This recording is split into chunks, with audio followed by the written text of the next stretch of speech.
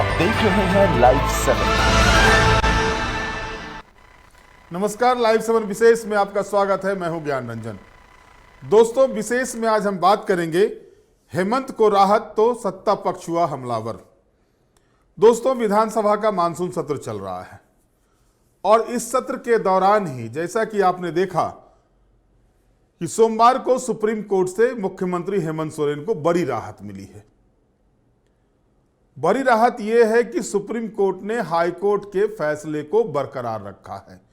जमीन घोटाले मामले में जो फैसला हाई कोर्ट ने दिया था, जिस तरह से 28 जून को बेल पर आए, जमानत पर आए हेमंत सोरेन, उसी फैसले को सुप्रीम कोर्ट ने भी बरकरार रखा और इसके बाद से विधानसभा का सत्र शुरू हुआ। पहले तो मुख्यमंत्री ने भी जैसे ही सुप्रीम कोर्ट का फैसला आया उसके बाद अपने बयान में कहा था कि झारखंड के समय को बर्बाद किया गया, लोगों को विकास योजनाओं से दूर रखा गया, विपक्ष पर उन्होंने आरोप लगाया था। और आज मंगलवार को सत्र की कार्रवाई शुरू होती है और जिस तरह से सत्ता पक्ष के लोग इस मामले को लेकर विपक्ष को घेरने का प्रयास किया, यानी यूं कह सकते हैं जोश काफी हाई था सत्ता पक्ष का। विधायक प्रदीप यादव ने इस बात की शुरुआत की। विधायक प्रदीप यादव ने तो यहां तक कह डाला कि भारतीय जनता पार्टी को चाहिए कि वो कान पकड़कर राज्य की जनता से माफी मांगे। सुदीप कुमार सोनू ने कहा कि लोटस, ऑपरेशन लोटस जो है सो इस बार फेल हो गया, नहीं चल पाया। कोशिश तो की गई थी, रही कहीं कसर जो थी। पहली बार विधानसभा में स्पीच देने के लिए खड़ी हुई मुख्यमंत्री हेमंत सोरेन की पत्नी, दिसम गुरु शिबू सोरेन की पुत्रवधू और गांडे से नवनिर्वाचित विधायक कल्पना सोरेन ने जो बातें कही इस विषय को लेकर के, खास करके जो सुप्रीम कोर्ट के फैसले आए हैं उसके बाद, और फिर जब घिरता देखा, भाजपा को लगा कि चारों ओर से उन्हें घेरा जा रहा है, तो भाजपा ने यह कहा कि उन्हें बेल मिली है, अभी जो है सो उनको बाइज्जत बरी नहीं किया गया है, यानी जमानत मिली है, बरी नहीं हुए हैं, अभी तो केस चलेगा। जाहिर तौर पर सुप्रीम कोर्ट के फैसले के बाद और जो टिप्पणियां झारखंड हाईकोर्ट के द्वारा की गई है, तो भाई साहब चुनावी मौसम शुरू हो गया है। मानसून भी रंग ले रहा है और झारखंड में चुनाव भी रंग लेने लगा है। सभी राजनीतिक दल जो है सो अपने अपने मुद्दे, अपने अपने विषयों को लेकर के जनता के बीच जाएंगी और जाना शुरू भी कर दिया है। और इस बीच विधानसभा का सत्र भी पूरी तरह से अगर आप देखेंगे तो चुनावी रंग में ही रंगा हुआ है। सबको पता है कि ये इस पंचम विधानसभा का, झारखंड के विधानसभा के पंचम विधानसभा का जो है ये आखिरी सत्र हो सकता है। तो जाहिर है इस आखिरी सत्र में उन मुद्दों को ज्यादा से ज्यादा लें जो मुद्दे सीधे तौर पर जनता को, या जो एजेंडा पार्टी का रहता उस मुद्दे पर वो काम करते हैं। हेमंत सोरेन के नेतृत्व में INDIA गठबंधन चुनाव लड़ेगा, ये तो तय है। और जाहिर है कि जब ये तय है और जब हेमंत सोरेन को बड़ी राहत मिली हुई है, तो उसे भी INDIA गठबंधन भुनाना चाहेगा।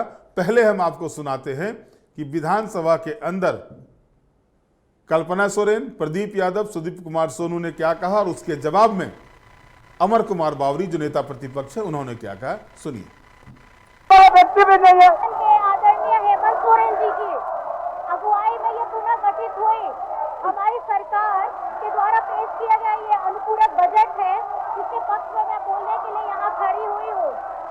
आज अगर आप देखेंगे, आप माननीय सदस्य सोनू जी, माननीय सदस्य 31 तारीख सोनू जी, माननीय सदस्य, आप लोग जाइए ना, आप लोग जाइए, आप लोग जाइए, आप लोग जाइए राजेश भाई, बोलिए आप बोलिए। 31 जनवरी, आप लोग जाइए ना, 31 जनवरी में हमारे हेमंत जी ने आप लोग जाइए राजभवन में जाकर के मुख्यमंत्री पद से इस्तीफा दिया था। और जब जिस वक्त उन्होंने ये इस्तीफा दिया था तो राज्य का हर एक मूलवासी, हर एक आदिवासी उनके मन में ये दर्द था कि ये अकेला जी आप लोग ले जाइए बसरा बाबू, सबको ले जाइए, इधर से जाइए ना आप लोग जाइए आसन पर, बोल देती ये वही लोग हैं जो आप लोग भी व्यवधान उत्पन्न न करें, माननीय सदस्य आप लोग भी व्यवधान उत्पन्न न करें, आप लोग बैठे ना बोलिए। और अन्याय कभी इस बात को स्वीकार नहीं करता है कि वो अन्याय कर रहा है।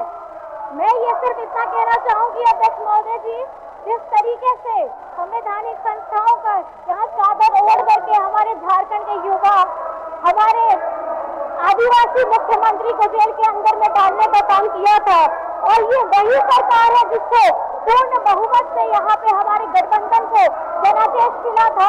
आज इन लोगों के संवैधानिक पदों में जो लोग बैठे हुए हैं हमारे मुख्यमंत्री को जेल में डाल रहे हैं, और आज ये बात करते हैं, यहाँ पर में परेशान करते हैं, अपनी बातों को बोल रहे हैं। मैं ये सभी से बीच में आप लोगों से ये कहना चाहती हूँ कि कृपा करके अगर आप अपना यहाँ पे हल्ला भी करना चाहते तो कृपया मेरी बातों को जरूर सुन लीजिएगा, उसके बाद अपनी बातें आप जरूर रखिएगा।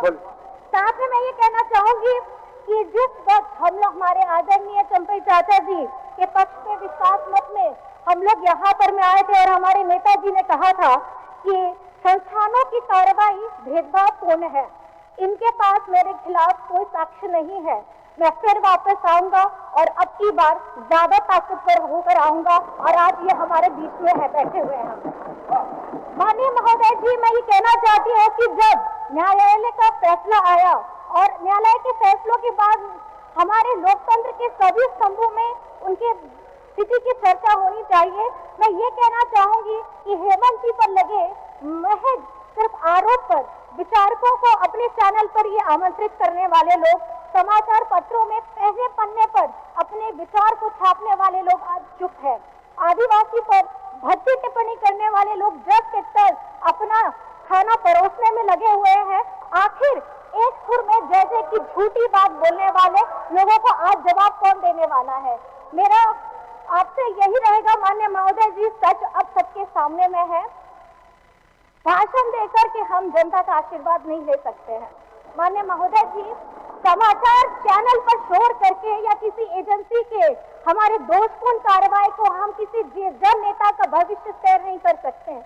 अध्यक्ष महोदय जी, मैं ये कहना चाहूंगी कि हमारे सहस्त्र बाहु एनडीए के लोगों को ये समझना होगा कि ये झारखंड है, यहाँ पर में गुजरात की बात करके झूठा सपना दिखा करके आप वोट नहीं मांग सकते हैं।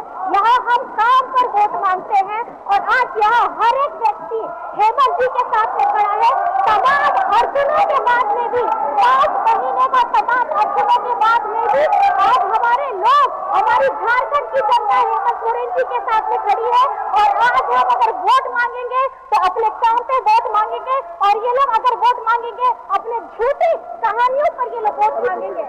आज हमारी झारखंड सरकार, झारखंडी सरकार हमारी बेटियों को पर्याप्त पहले हाउस ऑर्डर में लाइए, ये सुनिश्चित करने ऑर्डर में लाइए लोग, पहले आपका दायित्व है, नेता प्रतिपक्ष आपका दायित्व है, सबको बैठाइए, योजना लेकर के आ रही आसन पर है। बैठाइए। इसमें कम से कम हमारे 45 लाख बहन आप भी नहीं समझ रहे हैं, कहना पड़ता है कि रेल हादसा सुबह सुबह हुआ है, एक चिंता का यह सबक है, क्योंकि बार बार इस प्रकार की घटना की पुनरावृत्ति होती है और भारत सरकार बिल्कुल कुंभकर्ण निद्रा में सोई हुई है, इसके सचेत होना चाहिए। लेकिन जो दूसरी मेरी गंभीर सूचना ये अध्यक्ष महोदय कि माननीय मुख्यमंत्री के ऊपर जो ईडी द्वारा गलत केस किया गया था अध्यक्ष महोदय, उस ईडी केस के जो माननीय सुप्रीम कोर्ट का जो निर्णय आया कल जमानत पर, और पहले भी हाई कोर्ट के जो निर्णय आए थे, इससे ये स्पष्ट हो गया है कि यह केस मनगढ़ंता साजिश के तहत माननीय मुख्यमंत्री पर केस किया गया था, और इससे राज्य का समय का जया हुआ है, राज्य का समय का नष्ट हुआ अध्यक्ष महोदय। जो पाइपलाइन पर आज योजनाएं है वो धरातल पर रहती, जो नौजवानों का बहाली है वो रुका हुआ रहता। और मेरे पास अध्यक्ष महोदय 2 वक्तव्य है, मैं 2 वक्तव्य विधानसभा के पटल पर रखता हूं अध्यक्ष महोदय। जोहार यात्रा जेल यात्रा बनेगी, बाबूलाल मरंडी जेल जाने के पहले कह देता है। निशिकांत दुबे कहता है कि भाई एक पूरा परिवार जेल जाएगा, यानी इनको पहले से पता था भारतीय जनता पार्टी को कि इस मुख्यमंत्री को हम जबरदस्ती जेल भेजेंगे। अध्यक्ष महोदय ये प्रमाणित करता है कि इन्होंने साजिश के तहत इस राज्य के नौजवानों के भविष्य के साथ खिलवाड़ किया है, नौजवानों के किसानों की महोदय। इसलिए भारतीय जनता पार्टी के नेता को कान पकड़ करके माफी मांगना चाहिए, सार्वजनिक रूप से माफी मांगना चाहिए। मान्यवर प्रदीप दा ने जो बातें कही उसी बातों को जरा सा मैं आगे बढ़ाना चाहता हूं कि ऑनरेबल हाई कोर्ट और ऑनरेबल सुप्रीम कोर्ट के न्यायाधीशों ने यह स्पष्ट कर दिया कि इस राज्य को ऑपरेशन लोटस के एक नए स्वरूप का सामना करना पड़ा। क्या 5 महीनों तक इस राज्य को अस्थिर करने की जो साजिश हमारे मित्रों के द्वारा की गई है, क्या इस बात का यह जवाब देंगे कि 5 सालों में लोक कल्याणकारी योजनाएं जो हेमंत बाबू के कार्यकाल में चल रही थी वो बाधित हुई? इसका जवाब दे कौन होगा? क्या यह इस बात को बताएंगे कि इनका एक बड़बोला सांसद हर वक्त ईडी और सीबीआई की कार्रवाई से पहले ट्वीट क्यों करता है? क्या यह बताएंगे इस बात को कि अगर माननीय उच्चतम न्यायालय के न्यायाधीश के बाद जो चीजें स्पष्ट हुई हैं इसमें दोषी कौन है, और क्या ये राज्य की जनता से सार्वजनिक माफी मांगेंगे? मान्यवर उन्होंने लाया है राज्य स्तर का, और विभागीय मंत्री जी अभी नए मैंने कि बहुत जानकारी हो सकता है उनको नहीं हो। ये आदित्य रंजन जी की चिट्ठी है, डायरेक्टर हैं जो अभी काफी चर्चित हुई है। उनका एक वीडियो बहुत वायरल है, उनका है कि नहीं पता नहीं, आदित्य रंजन, उनका चिट्ठी बहुत एक ऑडियो बहुत वायरल वीडियो चल रहा है, वो तो सरकार का पाठ है, सारे शिक्षक उसके लिए उनसे नाराजगी व्यक्त कर रहे हैं। उनकी चिट्ठी है 2/7/2024 की, पत्रांक है QU 40/6/2023 से 23/54। इसमें साफ स्पष्ट है कि जामताड़ी का मामला, आप ही के जिले का मामला है, जब कर का निर्धारण ही नहीं हुआ, इन लोगों ने कहा कि भाई हम जिला तक भिजवा देंगे, जिला से स्कूल जाने के लिए कर का निर्धारण नहीं किया। जो वहां से स्कूल चिट्ठी माने किताब वहां तक जाएगा स्कूल तक का, उसका कर निर्धारण नहीं हुआ। आप फेंका फेंकी के लिए तो बहुत कुछ फेंका फेंकी होता है। 5 साल में तो साइकिल आपने दिया नहीं, कितने सारे स्टूडेंट पार कर गया। लास्ट समय में हरियर साइकिल आपने जरूर दिया, उसमें भी जंग लगा हुआ, और उसमें भी एक नया कंपनी लेके आए, क्या नाम था कि नया कंपनी है, मैंने 5 साल तक सरकार ने साइकिल इसलिए नहीं दी छात्रों को क्योंकि साइकिल का कारखाना लगा रही थी सरकार, और कई एक छात्र पार कर गए। जो शिक्षा विभाग का काम है तो समझ ही रहे क्या है, पुस्तक भी नहीं दे रहे। 3 महीना में आप कह रहे हैं कि जिले तक हम लोगों ने पहुंचा दिया किताब, लेकिन 3 महीना में जिला से स्कूल तक नहीं पहुंचा है, और अब जो है इसका सेशन खत्म होने के लिए जा रहा है, और आप कह रहे हैं कि हम लोगों ने करके दिया है। ना शिक्षा पे ध्यान है, ना यहाँ के शिक्षकों पे ध्यान है। इस सरकार का पूरा जो आज कर्मचारी है वो हड़ताल पर बैठा हुआ है। आज सहायक पुलिस कर्मी से लेंगे मान्य नेता मेरी बात भाषण का नहीं है, भाषण महोदय जो यहाँ में क्वेश्चन पूछिए। महोदय एक जो विषय आपने अभी प्रदीप जी से सुना और सुधीर जी से सुना, मेरे को भी उस विषय का बात को रखने दिया जाए। माननीय मुख्यमंत्री जी को न्यायालय से जमानत मिला है, फिर आप कहाँ चले गए? माननीय मुख्यमंत्री जी को न्यायालय से जमानत मिला है, वो बरी नहीं हुए हैं, उनको बाइज्जत बरी नहीं किया गया है, इस बात का ध्यान रखना होगा। और दूसरी बात, तो अभी आपने सुना किस तरह से कल्पना सोरेन ने हेमंत सोरेन मामले पर सदन के भीतर अपने पहले भाषण में सभी की बोलती बंद करके रख दी थी। जाहिर तौर पर अब सवाल उठेंगे, जो कि न्यायालय का जो आदेश आया है कि जिन बातों का जिक्र ईडी के द्वारा किया जा रहा है उसके पर्याप्त सबूत नहीं हैं, यानी ईडी ने साक्ष्य उपलब्ध नहीं कराया, और 5 महीने तक जेल में हेमंत सोरेन रहे। चुनावी समय है, विपक्ष इस मुद्दे को पूरी तरह से, अगर कहें सत्ता पक्ष, माफ कीजिएगा, जो सरकार में बैठे हुए लोग हैं, इंडिया गठबंधन के लोग हैं, वो पूरी तरह से इस मुद्दे को जनता के बीच ले जाने की तैयारी में है। और अब इस मुद्दे पर भाजपा के पास, या यूं कहें विपक्ष के पास, अगर झारखंड में देखेंगे तो इसका जवाब नहीं सूझ रहा है। जवाब इसलिए नहीं सूझ रहा है कि अगर कोर्ट अपने डिसीजन में यह कहता है कि पर्याप्त साक्ष्य नहीं है इनके जमीन घोटाला में शामिल होने का, ईडी सबूत पेश नहीं कर पाती है वहां पर, और इसके बाद 2019 में चुनी गई सरकार 2020 से जो चल रही थी सरकार, 5 जनवरी 2020 से जो सरकार चल रही थी, उस सरकार को बीच में ही अवरोध उत्पन्न किया गया। यह मुद्दा लेकर के सत्ता पक्ष जनता के बीच जाएगा और इसका प्रमाण आज विधानसभा में देखने को मिला। दूसरी ओर यह भी देखने को मिला कि दो मर्तबा सत्ता पक्ष और विपक्ष दोनों के लोग वेल में आकर के हंगामा किए। मुद्दा भी यही था। एक और जहां भारतीय जनता पार्टी लगातार बांग्लादेशी घुसपैठ के मुद्दे को लेकर सदन में अपनी बातों को रख रहा है। आज अनुपूरक बजट भी पारित हुए हैं विधानसभा से। अनुपूरक बजट पर चर्चा के दौरान जो कटौती प्रस्ताव लाए गए, उसके चर्चा की शुरुआत करते हुए भाजपा विधायक अनंत ओझा ने पूरे भाषण के दौरान सिर्फ और सिर्फ बांग्लादेशी घुसपैठ, डेमोग्राफी, इन्हीं बातों की चर्चा की। जाहिर है वो जिस क्षेत्र से आते हैं उस क्षेत्र में एक बड़ी समस्या बनी हुई है और इस समस्या को लेकर के हाईकोर्ट भी चिंतित है।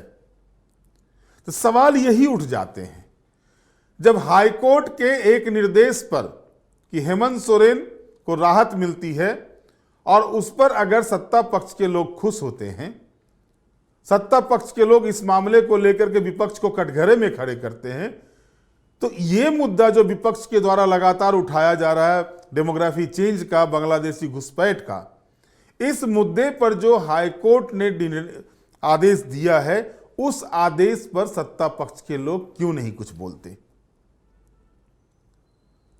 और जब ये बातें आती है, सामने आती है, तो इन बातों को जो है ये कहा जाता है कि बाहरी भीतरी का मुद्दा है।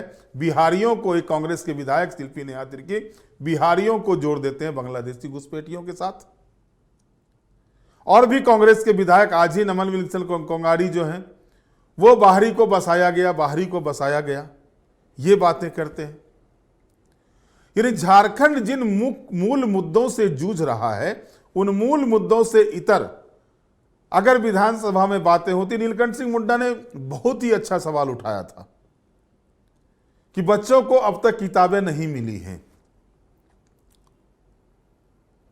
7 महीने हो गए हैं और 7 महीने में अगर बच्चों को किताबें नहीं मिलती हैं, किताब नहीं मिल पाते हैं, ये चिंता का विषय है। हालांकि सरकार ने कहा है कि 70% तक हो गया, 1 सप्ताह में सभी बच्चों को किताब मिल जाएगा। लेकिन उन बच्चों के उस 4 महीने 5 महीने जो सेशन अभी 7 महीने के हुए हैं, उसकी भरपाई कौन करेगा? सवाल ये भी उठते हैं। लाखों की संख्या में जो है सो लोग सड़क पर हैं, आंदोलन कर रहे हैं, चाहे वो पारा शिक्षक हो, मनरेगा कर्मी हो, सहायक पुलिस कर्मी हो, सहिया बहनें हो, पोषण सखी हो। आवाज उठती है सदन के भीतर, लेकिन उस आवाज पर परिणाम नहीं निकलता है। यह परिणाम कौन देगा? मानदेय बढ़ाने की बातें होती है, भाषण पक्ष के द्वारा सरकार के बचाव में बोलना, सत्ता विपक्ष के द्वारा सरकार के खिलाफ में बोलना, यह परिपाटी चलती है। लेकिन वो दिन कब आएगा जब विधानसभा ये साबित करे या विधानसभा से ये बातें निकल कर जाए कि हां, मैंने इस समस्या का समाधान कर दिया है, अब कैबिनेट होगी, उसमें इस फैसले को अमल कर लिया जाएगा। इसीलिए सवाल उठते हैं। हालांकि इस बीच मुख्यमंत्री हेमंत सोरेन ने एक बड़ा फैसला आज घोषणा की है विधानसभा के भीतर। उन्होंने कहा है कि जो नॉन टैक्स पेयर हैं उनको बालू मुफ्त में दिया जाएगा। सुनिए हेमंत सोरेन ने क्या कहा। महोदय, एक विषय को मैं सदन के सदस्यों को बता देना चाहता हूं और सदन को भी अवगत कराना चाहता हूं कि ये बालू के विषय पर जो बातें आई थी और बालू महंगाई की भी बात आई थी। अब हुआ आवास, प्रधानमंत्री आवास, गरीब गुरबा लोगों को बालू नहीं मिल रहा है या मिल रहा है तो बहुत महंगे दामों में मिल रहा है। इसको ध्यान में रखकर सरकार ये निर्णय लेने जा रही है कि जितने भी नॉन टैक्स पेयर हैं, जो टैक्स नहीं देते हैं, उनके लिए बालू मुफ्त दी जाएगी। तो अभी आपने सुना मुख्यमंत्री हेमंत सोरेन ने घोषणा किया नन टैक्स पेयर को मुफ्त में बालू दी जाएगी, फ्री में बालू दी जाएगी, क्योंकि कई योजनाएं भी इससे प्रभावित हो रही थी बालू की किल्लत के कारण से। बहरहाल जिस तरह से इस समस्या, क्योंकि अबुआ आवास योजना है, प्रधानमंत्री आवास योजना है, कई काम जो है सो बालू के बिना काम नहीं हो सकता। इस पर सरकार का यह फैसला स्वागत योग्य है, सरकार ने यह फैसला लिया है। और अभी मुख्यमंत्री हेमंत सोरेन का फाइनल स्पीच होना है 2 तारीख को विधानसभा के भीतर, जब सत्र समापन यानी आखिरी दिन जो होगा। अब राज्य की जनता को उम्मीद है, जो सवाल उठ रहे हैं, जो भानु प्रताप शाही ने आज सवाल उठाए थे, उन सवाल पर क्या जवाब आते हैं। जो कल्पना सोरेन ने सवाल उठाई थी अपनी ही सरकार में, अपने में ही उन्होंने जो समस्या बताई थी सहिया दीदी की, पोषण सखी की, पारा शिक्षकों की, मनरेगा कर्मियों की, इन सारी समस्याओं पर मुख्यमंत्री का क्या घोषणा होती है, क्या निर्णय वो लेते हैं, ये देखना दिलचस्प होगा। और साथ ही साथ इस सत्र का जो अंतिम सत्र कह सकते हैं, जो अंतिम सत्र होने जा रहा है, उस सत्र का जो है सो फलाफल क्या निकलेगा, ये मुख्यमंत्री के फाइनल स्पीच में ही पता चलेगा कि मुख्यमंत्री आगे कुछ क्या कर रहे हैं। लेकिन इतना तो तय मान के चलिए कि सुप्रीम कोर्ट के डिसीजन के बाद सत्ता पक्ष पूरी तरह से हमलावर है इस मामले को लेकर के, और चुनाव में सत्ता पक्ष का सबसे बड़ा मुद्दा यही बनने जा रहा है कि भाजपा के द्वारा केंद्रीय एजेंसियों के माध्यम से अवरोध पैदा किए गए, सरकार के कार्यों में अवरोध पैदा किए गए। जबकि सच्चाई क्या है वो आप भी जान रहे हैं, आपने भी देखा है। 2021 को ही नियुक्ति वर्ष घोषित किया गया था, कितनी नियुक्तियां हुई थी वो आप सभी के जहन में है। और लगातार ये चीजें आई, सामने आई, लेकिन निदान नहीं निकल पाया। अब इस बीच में 30,000 नई नौकरी नियुक्ति की घोषणा मुख्यमंत्री हेमंत सोरेन ने की है। अब देखना होगा कि वो 30,000 नियुक्तियां कब तक होती हैं, क्या पारा शिक्षकों की समस्याओं का समाधान हो पाएगा, क्या सहायक पुलिस कर्मियों की समस्याओं का समाधान होगा, पोषण सखी जो वर्षों से जो है सो सालों से वे मानदेय को लेकर के तरस रही हैं, क्या उनके मानदेय की फिर से शुरुआत की जाएगी। केंद्र पर ठेकड़ा फोड़ देना, राज्य पर ठेकड़ा फोड़ना, इससे इतर जाके क्या फैसला कुछ राज्य सरकार ले सकती है। और जैसा कि प्रदीप यादव ने अपने भाषण के दौरान कहा कि अगर पेंशन दे सकती है, विधवा पेंशन चल सकता है, अन्य लोगों को पेंशन सरकार दे सकती है, तो पोषण सखी को भी जो मानदेय मिल रहा था उस मानदेय को देने में सरकार को परेशानी नहीं होनी चाहिए। बहरहाल ये देखना होगा कि जो मूल समस्या है, राजनीति से इतर होकर हमारी सबसे बड़ी पंचायत राज्य की कब इन मूल समस्याओं को ध्यान देती है, ताकि जो झारखंडी लोगों की एक आस है, आदिवासी मूलवासी लोगों को जो एक उम्मीद है, वो उम्मीद कब तक पूरा हो पाती है। बहरहाल आज के विशेष में इतना ही। आप हमारे साथ जुड़े रहें, हमें लाइक करें, सब्सक्राइब करें। बहुत बहुत धन्यवाद। नमस्कार।